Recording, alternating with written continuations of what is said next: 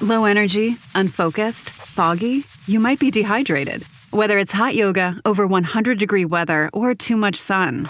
Gatorlight, with a specialized blend of 5 electrolytes, was scientifically designed to help move fluids into the body faster for rapid rehydration. Shop now at retailers nationwide. Gatorlight hydrates faster than water. Is it in you? Symptoms noted are signs of mild to moderate dehydration. Consult a healthcare professional if symptoms persist. This message is brought to you by Apple Card. Shave ice by the beach. A trip to the state fair. And a throwback flick at the local drive-in. They're more than just items to check off the summer bucket list. They're also opportunities to earn 2% daily cash back when you use your Apple Card with Apple Pay. Apply for Apple Card now and use in minutes with Apple Pay. Subject to credit approval. Apple Card is issued by Goldman Sachs Bank USA, Salt Lake City branch. Terms and more at applecard.com. Thumbtack presents Uncertainty Strikes. I was surrounded. The aisle and the options were closing in. There were paint rollers, satin and matte finish, angle brushes, and natural bristles. There were too many choices. What if I never got my living room painted? What if I couldn't figure out what type of paint to use? What if I just used Thumbtack? I can hire a top-rated pro that knows everything about interior paint, easily compare prices, and read reviews. Thumbtack knows homes. Download the app today. Coach Unplugged is brought to you by great people over at teachhoops.com for coaches who want to get better. From the Fifth Quarter Studios in Madison, Wisconsin, you're listening to Coach Unplugged. Here is your host, Steve Collins. Hey everybody, happy Tuesday, episode 538 of Coach Unplugged. Today we're going to kind of pull that curtain back.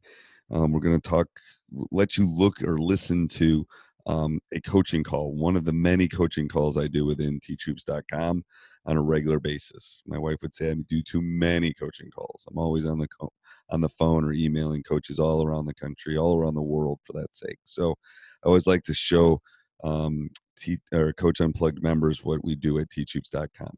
Also allows us to keep this podcast moving.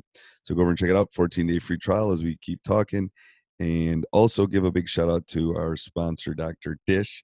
They have jumped on board for 2020. It is the most innovative shooting machine on the market. If you get on it enough, it will make you a better shooter. It might not make you a better scorer, but it will make you a better shooter. So go over and check it out. Mention Coach Unplugged, and they'll give you $350 off your next purchase. All right, let's head off to the podcast. Hey, Coach, can you hear me? Yeah, I can. How you doing? Good. How are you doing? All right, good. You get an A for technology. Half the people, it's like I'm like talking and not hearing anything. So that's good. I have practice with this. Oh, you do? Okay. Yeah, Zoom is like they just went public and they made a lot of money. Trust me. Yeah, I've been knowing about it for years. I should have invested a little bit. I know. Me too. I thought about that early. All right, go ahead. You got a question? Yeah, I do. Okay. Just a little background. My first year coaching, varsity coach, this past year. Yep. And on the boys' side of things, since 2011, I just moved to the girls. Okay. As a first year head coach with the girls. Okay.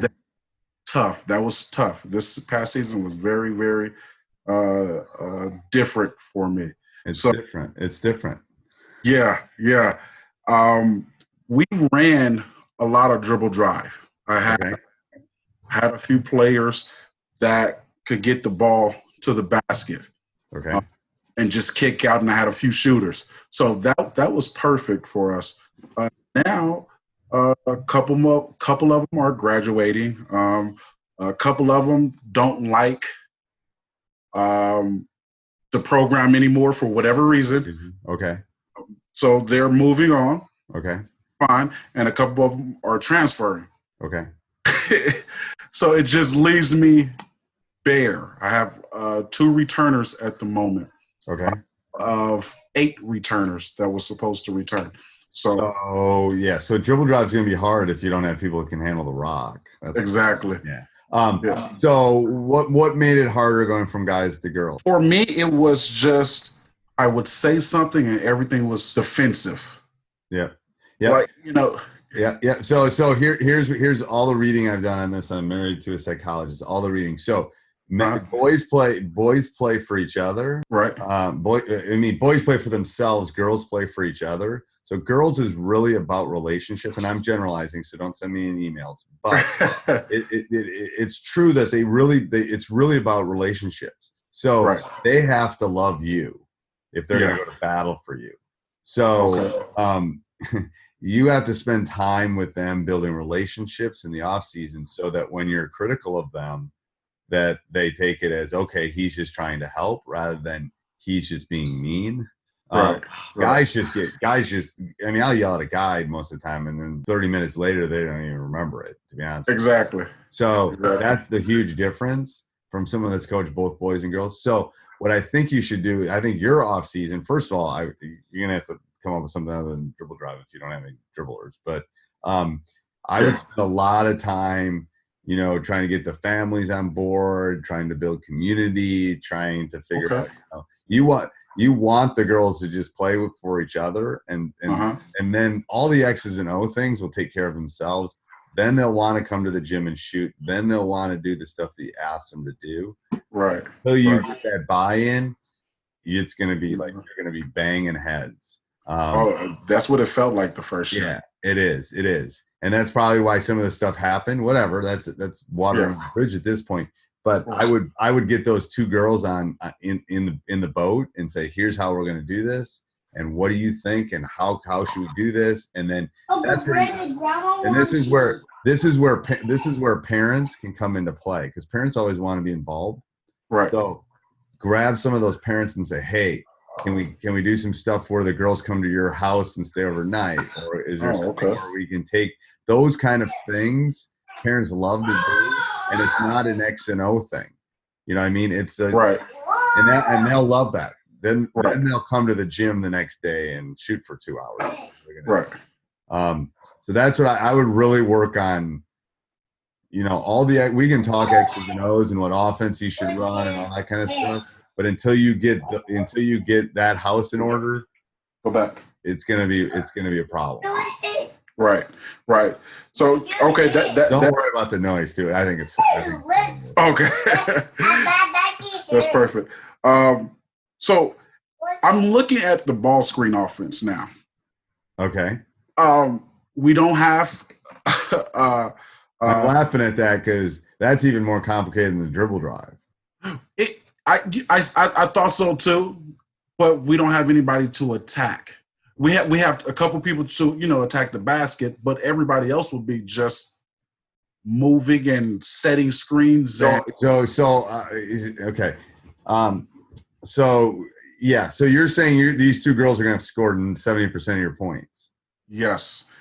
One girl scored 50% of my points. Okay. So then you're going to have to run like a blocker mover almost. Okay.